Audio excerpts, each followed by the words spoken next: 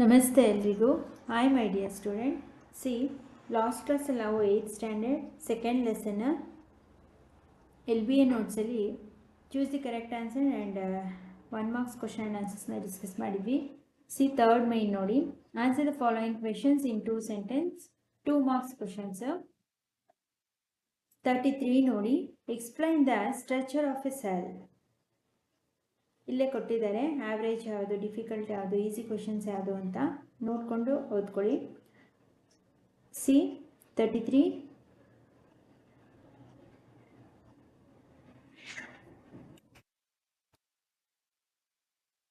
cells have 3 main parts. The outer layer is surrounded by cell membrane. The central part is the nucleus, and the space between the cell membrane and the nucleus is filled with cytoplasm. 3 main parts in the cell alli, one cell membrane, nucleus and cytoplasm. 34 what is the function of a cell membrane? 2 points na kottidare cell membrane ಏನು function ಅಂತ. The cell membrane surrounds the cytoplasm and nucleus. Cell membrane cytoplasm ಮತ್ತೆ nucleus na cover ಮಾಡ್ಕೊಂಡಿರುತ್ತೆ. Second one, the cell membrane separates one cell from another. ಒಂದು ಸೆಲ್ನ ಇನ್ನೊಂದು cell separate ಮಾಡೋದಕ್ಕೆ cell membrane ಮಾಡುತ್ತೆ. It has microscopic pores and it allows the passage of substances necessary for life processes. See next 35. What compounds does the cell membrane contain and what is its function? Cell membrane ಅಲ್ಲಿ ಯಾವ ರೀತಿಯ compounds ಇರುತ್ತೆ, ಅದರ functions ಏನು? Cellular material contains compounds such as carbohydrates, proteins, fats and mineral salts. ಯಾವ್ಯಾವ compounds ಇರುತ್ತೆ? Carbohydrates, proteins, fats, mineral salts ಇರುತ್ತೆ. These helps in carrying out most of the vital functions. See next 36. Name the different cells in humans. ಮನುಷ್ಯನಲ್ಲಿ ಇರ್ತಕ್ಕಂಥ ಬೇರೆ ಬೇರೆ ರೀತಿಯ ಸೆಲ್ಸ್ಗಳು ಯಾವುದು? Muscle cells, nerve cells, fat cells, blood cells and gametes. See next, state the difference between muscle cells and neurons. Neurons ಮತ್ತು muscle cells ಇರ್ತಕ್ಕಂಥ difference ಅಂದರೆ ಇಲ್ಲಿ ಕೊಟ್ಟಿದ್ದಾರೆ ಇದೇ ರೀತಿ ಬರೀಬೇಕು. ಮಸಲ್ ಸೆಲ್ಸು ಸ್ಪಿಂಡಲ್ ಶೇಪ್ ಇರುತ್ತೆ, ಆಸ್ ಬ್ರಾಂಚಸ್ನ ಹೊಂದಿರುತ್ತೆ. ನರ್ವ್ ಸೆಲ್ಸ್ ಲಾಂಗ್ ಸ್ಟ್ರೆಚಸ್ ಇರುತ್ತೆ, ಡಸ್ ನಾಟ್ ಹ್ಯಾವ್ ಬ್ರಾಂಚಸ್, ಇದೇ ರೀತಿ ಬ್ರಾಂಚಸ್ ಇರಲ್ಲ. C next, draw A picture of neuron. Picture ಮಾತ್ರ ಕೇಳಿದರೆ, ಪಾರ್ಟ್ಸ್ ಕೇಳಿಲ್ಲ. ಪಾರ್ಟ್ಸ್ ಲೇಬಲ್ ದ ಪಾರ್ಟ್ಸ್ ಅಂದರೆ ಪಾರ್ಟ್ಸ್ ಲೇಬಲ್ ಮಾಡಬೇಕು. ಬರೀ ಪಿಕ್ಚರ್ ಕೇಳೋದ್ರಿಂದ ನ್ಯೂರಾನ್ದು ಈ ಪಿಕ್ಚರ್ಸ್ನ ಬರೀರಿ. 39 what is tissue? The basic unit of life of the cell, A group of cell that have A similar structure and perform A specific function together is called A tissue. A group of cell is called A tissue. Simple ಆಗಿ ಬರೀಬೋದು. Cell ಅಂದರೆ ಇದರಲ್ಲಿ basic unit ಯಾವುದು? ಟಿಶ್ಯೂನಲ್ಲಿ cell. ಸೆಲ್ನ ಗ್ರೂಪ್ಸ್ಗೆ tissue ಅಂತ ಕರಿತೀವಿ. See next, state the level of organisation of the body of an organism. 40 cell first, tissue, organ system, organism. ಇದನ್ನು ಬರೀಬೇಕು. See next 41 ನೋಡಿ, man is a multicellular organism. Justify this statement. ಮನುಷ್ಯ multicellular organism ಅನ್ನೋದಕ್ಕೆ ಸ್ಟೇಟ್ಮೆಂಟ್ನ ಕೊಡಿ. Humans complex organism. ಬಹುಕೋಶ ಜೀವಿ ಮನುಷ್ಯ. Starting from a single cell called an egg and having the amazing ability to divide again and again to form a complete organism made up of many cells, hence humans are called a multicellular organism. ಒಂದು egg single ಸೆಲ್ಲಿಂದ egg ಆಗಿ ಅದು again and again divide ಆಗಿ complete ಆಗಿ many cells ಆಗಿ ಆಗುತ್ತೆ. ಹಾಗಾಗಿ human multicellular organism. 42 ನೋಡಿ, draw a diagram of plant cell and identify the parts. Plant ಸೆಲ್ದು ಡಯಾಗ್ರಾಮ್ ಬಿಟ್ಟು ಪಾರ್ಟ್ಸ್ನ ಐಡೆಂಟಿಫೈ ಮಾಡಿ. Cell wall, cell membrane, nucleus, chloroplast, cytoplasm, vacuole and mitochondria. ಈ ಪಿಕ್ಚರ್ನ ನೀಟಾಗಿ ಡ್ರಾ ಮಾಡಿ ಲೇಬಲ್ನ ಕಲಿಸ್ಕೊಡಿ. ಅಟ್ಲೀಸ್ಟ್ 4 to 6 ಲೇಬಲ್ನ ಮಾಡಬೇಕು ನೀವು. Name the groups of micro organisms. 43 protozoa, algae, fungi and bacteria. For 4 nodi, tomatoes and oranges are left outside for a few days. Cotton threads like growths can be seen. What could be this cotton like structure? ಸ್ವಲ್ಪ ದಿನ ಹೊರಗಡೆ tomato ಮತ್ತು ಆರೆಂಜಿನ ಇಟ್ಬಿಟ್ರೆ ಅದ್ರ ಮೇಲೆಲ್ಲ cotton ಥರ white colour ಹತ್ತಿ ಥರ ಮೇಲೆಲ್ಲ ಗ್ರೋತ್ ಆಗಿರುತ್ತೆ, ಬೆಳೆದಿರುತ್ತೆ. ಏನದು? Cotton-like structure found on foods such as tomatoes and orange indicate the growth of microorganisms. ಅದರ ಮೇಲೆ ಬೆಳೆದಿರ್ತಕ್ಕಂಥ ಸ್ಟ್ರಕ್ಚರು ಮೇಲೆ ಏನಿರುತ್ತೆ ಅದು ಮೈಕ್ರೋ ಆರ್ಗಾನಿಸಮ್ಸ್ ಬೆಳೆದಿರೋದು. This is a fungus. ಆ ಮೈಕ್ರೋ ಆರ್ಗಾನಿಸಮ್ ಯಾವುದು? Fungus. Which grows easily in the presence of moisture and air. ಈ fungus ಎಲ್ಲಿ ತೇವಾಂಶ, ಮಾಯ್ಶ್ಚರ್ ಮತ್ತು ಗಾಳಿ ಹೆಚ್ಚಾಗಿರುತ್ತೋ ಅಲ್ಲಿ ಸುಲಭವಾಗಿ ಬೆಳ್ಕೊಳ್ಳುತ್ತೆ. See 45 nodi.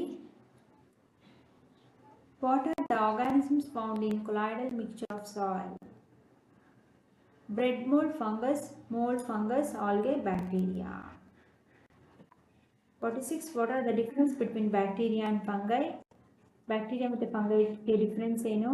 Bacteria are single celled organisms and no specific nucleus present. Bacteria ಯಾವುದೇ specific nucleus ಇರಲ್ಲ ಮತ್ತು single celled organism. Fungus ಅಂದರೆ most or multicellular organisms, only a few are unicellular. Fungus ಅಲ್ಲಿ ಸಾಮಾನ್ಯವಾಗಿ ಎಲ್ಲ ಮಲ್ಟಿಸೆಲ್ಯುಲರ್ ಆರ್ಗಾನಿಸಮ್ಮೇ, ಕೆಲವೊಂದು ಮಾತ್ರ ಯೂನಿಸೆಲ್ಯುಲರ್ ಇರುತ್ತೆ. ಹಾಗೆ fungus there will be clear nucleus. Fungus ಅಲ್ಲಿ ನಿರ್ದಿಷ್ಟವಾದಂಥ ನ್ಯೂಕ್ಲಿಯಸ್ ಇರುತ್ತೆ. ಸಿ ನೆಕ್ಸ್ಟ್ 47 ನೋಡಿ. What are the difference between unicellular and multicellular organism? Multicellular ಮತ್ತು ಯೂನಿಸೆಲ್ಯುಲರ್ ಆರ್ಗಾನಿಸಮ್ಸ್ಗೆ ಡಿಫ್ರೆನ್ಸ್ನ ಕೇಳಿದ್ದಾರೆ. ಯೂನಿಸೆಲ್ಯುಲರ್ ಆರ್ಗಾನಿಸಮ್ಸ್ ಏನು? Made up of only one cell, ಒಂದೇ ಒಂದು ಸೆಲ್ಲಿಂದ ಮಾಡಲ್ಪಟ್ಟಿರುತ್ತೆ. ಯೂನಿಸೆಲ್ಯುಲರ್ ಅಂದರೆ single cell perform all the function. ಒಂದೇ ಸೆಲ್ಲಿಂದ ಮಾಡಲ್ಪಟ್ಟಿದ್ರು ಎಲ್ಲ ಫಂಕ್ಷನ್ನು ತಾನೇ ಆ ಸಿಂಗಲ್ ಸೆಲ್ಲೇ ಮಾಡುತ್ತೆ. ಮಲ್ಟಿಸೆಲ್ಯುಲರ್ ಆರ್ಗಾನಿಸಮ್ ಅಂದರೆ ಮೇಡಪ್ ಆಫ್ ಮೆನಿ ಸೆಲ್ಸ್, ತುಂಬ ಸೆಲ್ಸ್ ಇರುತ್ತೆ. ಸೆಲ್ ಫಂಕ್ಷನ್ಸ್ ಇಂಡಿವಿಜುವಲಿ, ಪ್ರತಿಯೊಂದು ಸೆಲ್ಸು ಬೇರೆ ಬೇರೆ ತುಂಬ ಇರುತ್ತಲ್ಲ, ಪ್ರತಿಯೊಂದು ಸೆಲ್ಸ್ಗಳು ತನ್ನದೇ ಆದ ಬೇರೆ ಬೇರೆ ಫಂಕ್ಷನ್ನ ಮಾಡುತ್ತೆ. 48. Illustrate an experiment to test the need for appropriate temperature, air and humidity for the growth of microorganisms. Take a tomato or orange, put some fruits in the refrigerator and some fruit in the freezer. After a few days, tomato ಮತ್ತು ಆರೆಂಜ್ನ ತೊಗೊಂಡು ಅಥವಾ ಬೇರೆ ಯಾವ್ದಾದ್ರು ಫ್ರೂಟ್ಸ್ನ ತೊಗೊಂಡು ಫ್ರಿಜ್ಜಲ್ಲಿ ರೆಫ್ರಿಜಿರೇಟರಲ್ಲಿ ಇಡಿ. Some ಫ್ರೂಟ್ಸ್ನ ಫ್ರೀಝರಲ್ಲಿ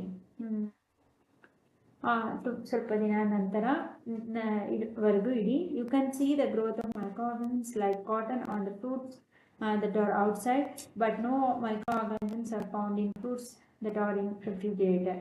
ಹೊರಗಡೆ ಇಟ್ಟಿರ್ತಕ್ಕಂತಹ fruits ಮೇಲೆ ಮೈಕ್ರೋ ಆರ್ಗಾನಿಸಮ್ಸ್ ಬೆಳೆದಿರುತ್ತೆ. ಅದೇ ರೆಫ್ರಿಜಿರೇಟರ್ ಒಳಗಡೆ ಇಟ್ಟಿರ್ತಕ್ಕಂತಹ ಫ್ರೂಟ್ಸ್ ಮೇಲೆ ಯಾವುದೇ ರೀತಿ ಮೈಕ್ರೋ ಆರ್ಗಾನಿಸಮ್ಸು ಬೆಳೆದಿರಲ್ಲ.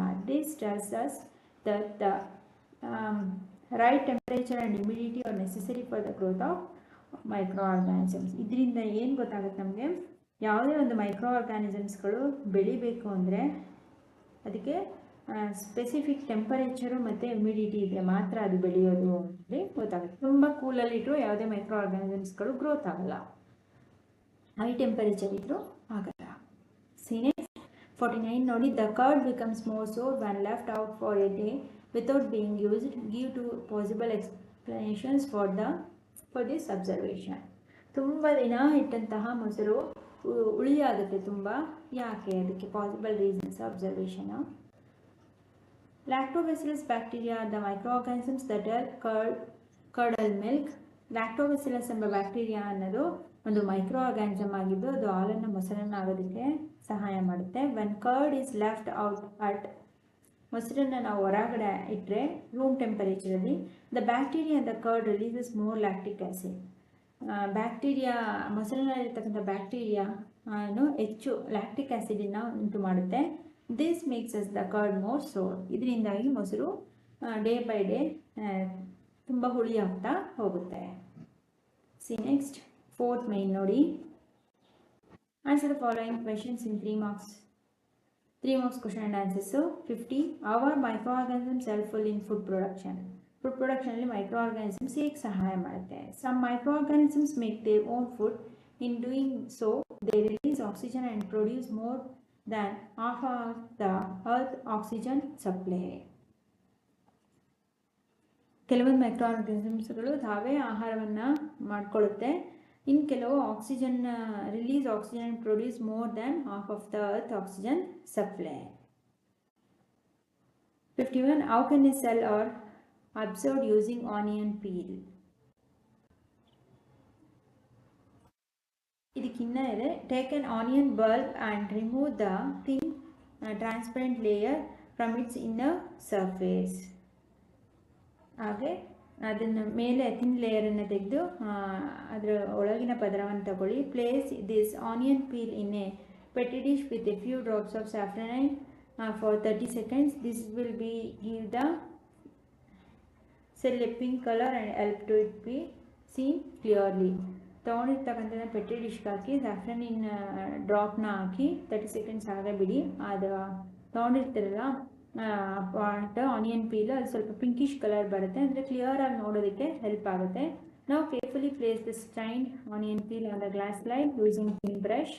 ಅದನ್ನು ಕೇರ್ಫುಲ್ಲಾಗಿ ಥಿನ್ ಬ್ರಷ್ನ ಯೂಸ್ ಮಾಡಿ ಸ್ಟ್ರೈನ್ ಮಾಡಿ ಆನಿಯನ್ ಪೀಲ್ನ ಗ್ಲಾಸ್ ಸ್ಲೈಡ್ ಮೇಲೆ ಹಾಕ್ಕೊಳ್ಳಿ. If you place a drop of glycerin on ciliated membrane on a slide and observe it through a microscope, you will be closely packed almost rectangular structures.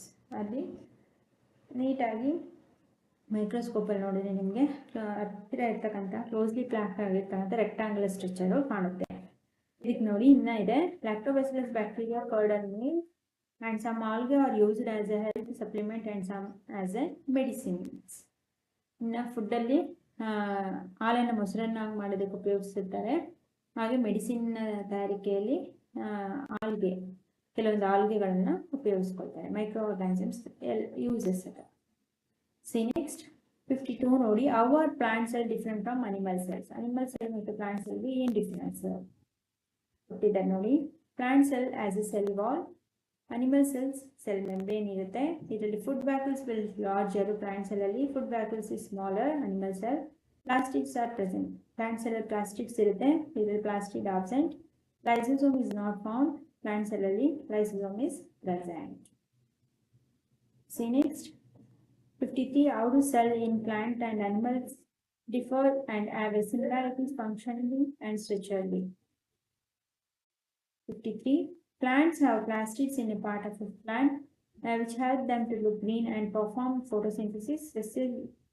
ಜೀವಕೋಶಗಳಲ್ಲಿ plastids ಇರುತ್ತೆ, ಇದರಿಂದ ಸಸ್ಯಗಳು green colour ಆಗಿ ಕಾಣೋದಕ್ಕೆ ಮತ್ತು photosynthesis ಮಾಡೋದಕ್ಕೆ help ಆಗುತ್ತೆ. Plants large food vacuoles, ದೊಡ್ಡ ದೊಡ್ಡ ವ್ಯಾಕ್ಯೂಲ್ಸ್ನ ಹೊಂದಿರುತ್ತೆ. Help the plant store materials and remove waste. ಇದರಿಂದಾಗಿ ಸಸ್ಯಕ್ಕೆ ಅಗತ್ಯವಾದ ವಸ್ತುಗಳನ್ನ ಸ್ಟೋರ್ ಮಾಡಿಕೊಂಡು ಬೇಡವಾದ ವೇಸ್ಟನ್ನು ರಿಮೂವ್ ಮಾಡೋದಕ್ಕೆ ಸಹಾಯ ಮಾಡುತ್ತೆ. However, animal cells do not have a plastic to perform a photosynthesis. ಆದರೆ ಪ್ರಾಣಿ ಜೀವಕೋಶಗಳಲ್ಲಿ ಪ್ಲಾಸ್ಟಿಕ್ನ ಅಗತ್ಯ ಇರಲ್ಲ ಮತ್ತು ಫೋಟೋಸಿಂಥಸಿಸ್ ನಡೆಯಲ್ಲ. And vacuoles are usually absent in animal cells. ಸಾಮಾನ್ಯವಾಗಿ ವ್ಯಾಕ್ಯೂಲ್ಸು ಅನಿಮಲ್ ಸೆಲ್ಸಲ್ಲಿ ಇರೋಲ್ಲ. If they do they are small. ಇದ್ರೂ ಸಹ ತುಂಬ ಚಿಕ್ಕದಾಗಿರುತ್ತೆ. Therefore plant and animal cells are made up of a different cells, each structure helping to perform a own specialised function. ಆ ಸ್ಟ್ರಕ್ಚರಲ್ಲಿ ಅವುಗಳ ಫಂಕ್ಷನಲ್ಸ್ ತನ್ನದೇ ಆದ ವ್ಯತ್ಯಾಸವನ್ನು ಹೊಂದಿರುತ್ತೆ. ಪ್ಲಾಂಟ್ ಸೆಲ್ ಮತ್ತು ಅನಿಮಲ್ ಸೆಲ್ಲು ಬೇರೆ ಬೇರೆ ಫಂಕ್ಷನ್ನು ಮಾಡುತ್ತೆ. 54 ನೋಡಿ. Explain the process of transporting food from the alimentary canal to the stomach, the digestive system. Different parts of the digestive system are made up of different types of cells. ಜೀರ್ಣಾಂಗ ವ್ಯವಸ್ಥೆಯಲ್ಲಿ ವಿವಿಧ ರೀತಿಯ ಸೆಲ್ಸ್ಗಳನ್ನ ಹೊಂದಿರುತ್ತೆ. A group of muscles is found in the food pipe, esophagus. These cells push food into a stomach through a wave like a movement of contraction and expansion. ಸ್ಟೊಮಕ್ಗೆ ಹೋಗುವಂಥ food pipe ಅನ್ನನಾಳದ ಮೂಲಕ ಹೋಗುತ್ತೆ. ಅದನ್ನು ಪುಷ್ ಮಾಡಿ ನೇರವಾಗಿ ಕಾಂಟ್ರಾಕ್ಷನ್ನು ಮತ್ತು relaxation expansion ಮೂಲಕ ಸ್ಟೊಮಕ್ಗೆ ತಲುಪಿಸುತ್ತೆ ತಿನ್ನಂಥ ಫುಡ್ನ. This type of movement is possible because the muscle cell are thin. ಈ ರೀತಿಯಾದ ಫಂಕ್ಷನ್ ನಡೆಯೋದಕ್ಕೆ ಕಾರಣ ಮಸಲ್ ಸೆಲ್ಸ್ ತುಂಬ ತೆಳುವಾಗಿರುತ್ತೆ, ಹಾಗಾಗಿ ಅದು ಸುಲಭವಾಗಿ ಖುಷಿಯಾಗಿ ಸ್ಟೊಮಕ್ಗೆ ಫುಡ್ ಹೋಗುತ್ತೆ. ಫ್ಲೆಕ್ಸಿಬಲ್ ಆ್ಯಂಡ್ ಸ್ಪಿಂಡಲ್ ಶೇಪ್ ಇರುತ್ತೆ. The stomach also has a different types of cells to perform different function. ಹಾಗೆ ಸ್ಟೊಮಕ್ ಅಲ್ಲೂ ಬೇರೆ ಬೇರೆ ಡಿಫ್ರೆಂಟ್ ಟೈಪ್ಸ್ ಆಫ್ ಸೆಲ್ಸ್ ಇರುತ್ತೆ, ಅದರದೇ ಆದ ಡಿಫ್ರೆಂಟ್ ಫಂಕ್ಷನ್ ಮಾಡುತ್ತೆ. ಹಾಗೆ muscle cells in the stomach wall help to push the food through. Other cells in the stomach lining produces digestive juice and acids which help to break down the food. All these cells work together to make a digestion happen. Stomach digestive juice release ಆಗುತ್ತೆ, acid release ಆಗುತ್ತೆ. ಇದರಿಂದ ತಿಂದಂತಹ food break down ಆಗಿ ಸುಲಭವಾಗಿ digestion ಆಗೋದಕ್ಕೆ help ಆಗುತ್ತೆ. Next 55 ನೋಡಿ. ಇಷ್ಟಿರಲಿ, next ಕ್ಲಾಸಲ್ಲಿ 55 question ಅದನ್ನು ಡಿಸ್ಕಸ್ ಮಾಡೋಣ. ಲಾಂಗ್ ಆಗುತ್ತೆ, ಹಾಗಾಗಿ ಥ್ಯಾಂಕ್ ಯು.